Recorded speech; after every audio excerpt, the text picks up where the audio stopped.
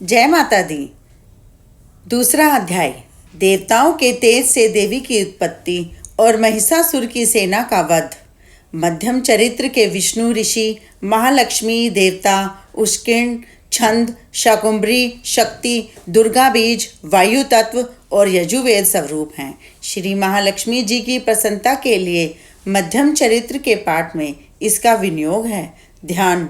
मैं कमल के आसन पर विराजमान प्रसन्न मुख वाली महिषासुर का वध करने वाली भगवती महालक्ष्मी का भजन करता हूँ, जो अपने हाथों में अक्षमाला, फरसा, गदा, बाण, व्रज, पदम, धनुष, कुंडिका, दंड, शक्ति, खड़ग, ढाल, शंख, घंटा, मधुपात्र, शूल, पाश और चक्र धारण करती हैं। ऋषि बोले, पूर्व काल में देवताओं और असुरों में पूरे 100 साल का संग्राम हुआ था। उसमें असुरों का सेनापति महिषासुर था और देवताओं के नायक इंद्र थे। उस युद्ध में देवताओं की सेना महाबली असुरों से पराजित हो गई। संपूर्ण देवताओं को जीतकर महिषासुर इंद्र बन बैठा।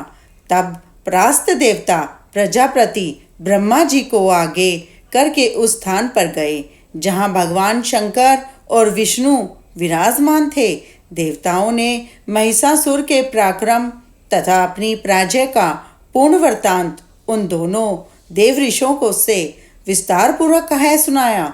वे बोले, भगवान महिषासुर सूर्य, इंद्र, अग्नि, यम, वरुण, वायु, चंद्रमा तथा अन्य देवताओं के भी अधिकार छीनकर स्वयं ही सबका अधिष्ठाता बन बैठा है। उस दुरात्मा महिष ने समस्त देवताओं को स्वर्ग से निकाल दिया है।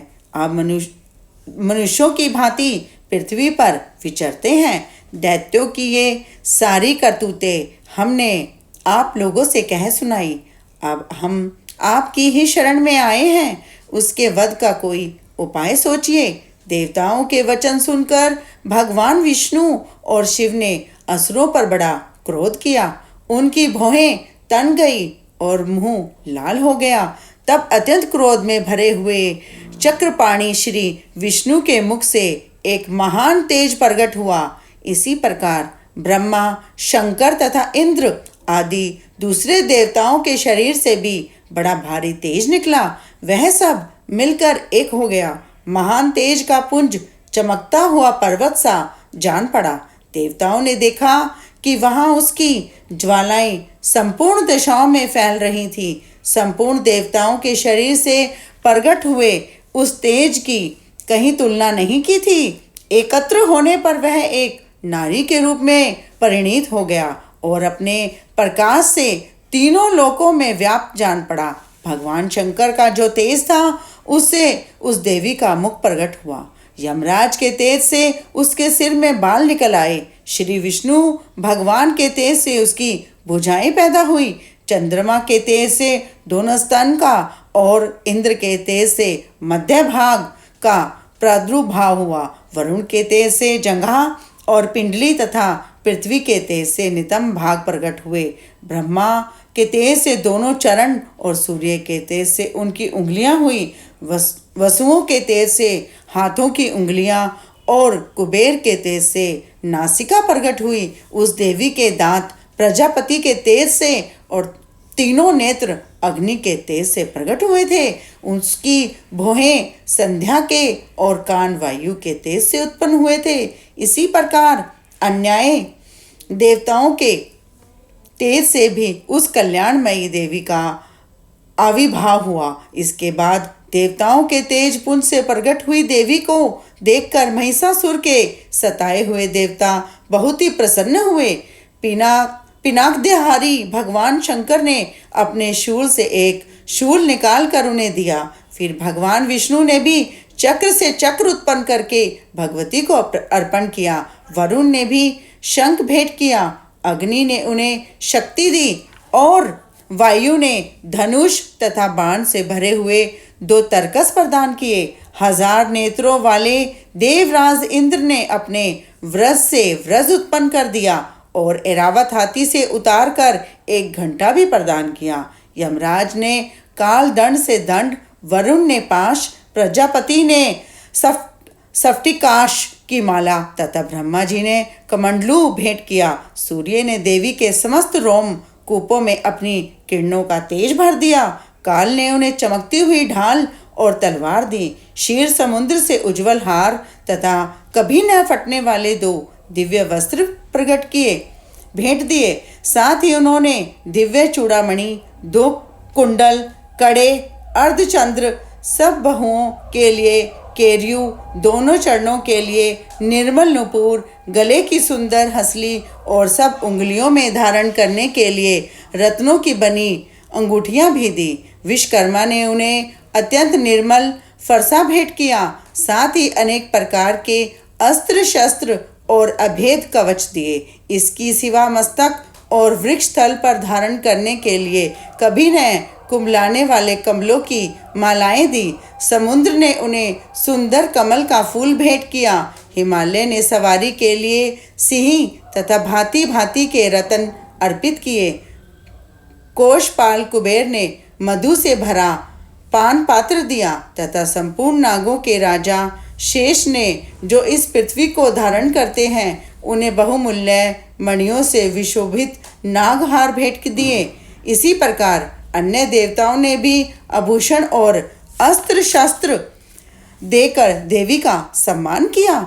तब देवी ने बारंबार अट्टहास पूर्वक उच्च स्वर से गर्जना की। उनके भयंकर नाद से संपूर्ण आकाश में गूंज उठा।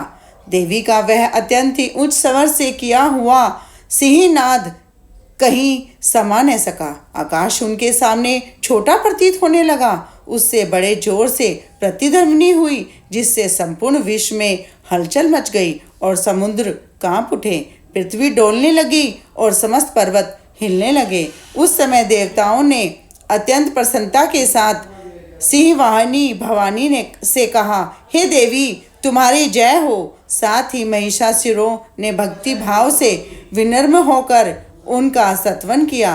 संपूर्ण त्रिलोकों की शुभद देख असुरगण अपनी समस्त सेना को कवच आदि से सुसज्जित कर हाथों में हथियार ले सहसा उठकर खड़े हुए।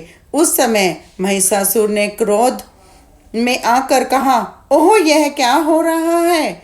यह वह संपूर्ण दैत्यों से घिरकर उस सिंहनाद की ओर लक्ष्य करके दौड़ा और आगे पहुंचकर उसने देवी को देखा, जो अपनी प्रभा से तीनों लोकों को प्रकाशित कर रही थी। उनके चरणों के भार से पृथ्वी दबी जा रही थी। मस्तक के मुकुट से आकाश में रेखा सी खींच रही थी तथा वे अपने धनुष की टंकार से 7 पतालों को शुभद किए देती थी। देवी अपनी सहस्त्र भुजाओं से संपूर्ण दशाओं को आच्छादित करके खड़ी थी। तदंतर उनके साथ दैत्यों युद्ध छिड़ गया। नाना प्रकार के अस्त्र शस्त्रों के प्रहारों से संपूर्ण दिशाएं चमकने लगी। त्रिशूर नामक एक असुर महिषासुर का सेना नायक था। वह देवी के साथ युद्ध करने लगा। अन्य दैत्यों की चतुर्गणी सेना साथ लेकर चामर भी लड़ने लगा। 60,000 रथियों के साथ आकर उद्र नामक महादैत्य ने भी लोहा लिया। 1 करोड़ रथियों को साथ लेकर महानु नामक दैत्य भी युद्ध करने लगा। तलवार के समान तीखे रोंों वाला असीलोमा नामक एक महादैत्य 5 करोड़ रथी सैनिकों सहित युद्ध में आ डटा। 60 लाख रथियों से घिरा हुआ वाशकल नामक दैत्य भी युद्ध में लड़ने लगा। पारिवारिक दैत्य हाथी सवारों और घुड़सवारों के अनेक दलों से घिरा हुआ तथा 1 करोड़ रथियों की सेना लेकर युद्ध करने लगा। बिड़ाल नामक असुर 5 अरब हाथियों से घिरकर लोहा लेने लगा। इनके अतिरिक्त और भी हजारों महादैत्य रथ, हाथी और घोड़ों की सेना साथ लेकर वहां देवी के साथ युद्ध करने लगे। स्वयं महिषासुर उस रणभूमि में कोटि कोटि सहस्त्र रथ, हाथी और घोड़ों की सेना से घिरा हुआ खड़ा था। वे दैत्य देवी के साथ तोमर, मूसल, खड़ग, भिंदपाल, शक्ति, परुष और पिट्श आदि अस्त्र शस्त्र का प्रहार करते हुए युद्ध कर रहे थे। कुछ दैत्यों ने उन पर शक्ति से प्रहार किया तो कुछ ने पाश फेंके तथा कुछ दूसरे दैत्यों ने खड़ग प्रहार करके देवी को मार डालने का उद्योग किया। देवी ने भी क्रोध में भरकर खिलवाड़ में ही अपने अस्त्र शस्त्रों की वर्षा करके दैत्यों के वे समस्त अस्त्र शस्त्र काट डाले। उनके मुख पर परिश्रम या थकान का रंज मात्र भी नहीं चिन्ह था। देवता और ऋषि उनकी स्तुति कर रहे थे और भगवती परमेश्वरी दैत्यों के शरीर पर अस्त्र शस्त्रों की वर्षा कर रही थी। देवी का वाहन सिंह भी क्रोध में भरकर ग्रीवा के बालों को हिलाता हुआ असुरों की सेना में इस प्रकार विचरण करने लगा मानो वनों में दावानल फैल रहा हो। रणभूमि में दैत्यों के साथ युद्ध करती हुई अंबिका देवी ने जितने निश्वास छोड़े वे सभी तत्काल सैकड़ों हजारों गणों के रूप में प्रकट हो गए और परशु, भिंदीपाल, खड़ग तथा पट्टश आदि शस्त्रों द्वारा असुरों का सामना करने लगे। देवी की शक्ति से बड़े हुए वे गण असुरों का नाश करते हुए नगाड़ा और शंख आदि बजाने लगे। उस संग्राम महोत्सव में कितने ही गण मृदंग बजा रहे थे। तदंतर देवी ने त्रिशूल से, गदा से, शक्ति की वर्षा से और खड़ग आदि से सैकड़ों महादैत्यों का विनाश कर डाला। कितनों को घंटों के भयंकर नाद से बेहोश करके मार गिराया। बहुतरे दैत्यों को पाश से बांधकर धरती पर घसीटा। कितने ही दैत्य उनकी तीक्ष्ण तलवार की धार से दो दो टुकड़े हो गए। कितने ही गदा की चोट से घायल हो धरती पर सो गए और कितने ही मूसल की मार से अत्यंत घायल होकर रक्त वमन करने लगे। कुछ दैत्य शूल की मार से छाती फट जाने के कारण पृथ्वी पर ढेर हो गए। उस युद्ध भूमि में बाण समूह की वर्षा से कितने ही असुरों की कमर टूट गई। बाज की तरह झपट्टा मारने वाले दैत्यगण अपने प्राणों से हाथ धोने लगे। किन्हीं की बाहें छिन्न भिन्न हो गई, कितनों की गर्दनें कट गई। कितने ही दैत्यों के मस्तक कट कट कर गिरने लगे। कुछ लोगों के शरीर के मध्य भाग ही विदीर्ण हो गए। कितने ही महादैत्य जांघें कट जाने से पृथ्वी पर गिर पड़े। कितने ही को देवी ने एक बाह, एक पैर और एक नेत्र वाले करके दो टुकड़ों में चीर डाला। कितने ही दैत्य मस्तक कट जाने पर भी गिरकर फिर उठ जाते और केवल धड़ के रूप में अच्छे अच्छे हथियार लेकर देवी के साथ लड़ाई करने लगते। दूसरे धड़ युद्ध के बाजों की लय पर नाचते थे। कितने ही बिना सिर के धड़ हाथों में तलवार, शक्ति, दृष्टि लिए दौड़ते थे तथा दूसरे महादैत्य ठहरो ठहरो यह कहते हुए देवी को युद्ध के लिए ललकारते थे। जहाँ घोर संग्राम हुआ था वहाँ की धरती पर देवी के गिराए हुए रथ, हाथी, घोड़ों, असुरों शरीर से इतनी अधिक मात्रा में रक्त बह रहा कि थोड़ी ही देर में वहाँ खून की नदियाँ बहने लगी। जगदम्बा ने असुरों की विशाल सेना को क्षण भर में नष्ट कर दिया। ठीक उसी तरह जैसे तृण और काठ के भारी ढेर को आग कुछ ही क्षणों में भस्म कर देती है, वह सिंह भी गर्दन के बालों को हिला हिला कर जोर जोर से गर्जना करता हुआ दैत्यों के शरीर से मानो उनके प्राण चुन लेता था। वहाँ देवी के गणों ने भी उन महादैत्यों के साथ ऐसा युद्ध किया जिससे देवतागण उन पर आकाश से पुष्प वर्षा करने लगे और उन सब से बहुत संतुष्ट हुए। जय माता दी। मैं आपके लिए दूसरा अध्याय लाई थी। इसी तरह मैं आपको के लिए जल्दी तीसरा अध्याय लेकर आऊँगी नवरात्रों का। जय माता दी। और अध्याय सुनने से पहले कवच का पाठ अवश्य सुने, इससे पूर्ण फलदायी प्राप्त होता है। जय माता दी।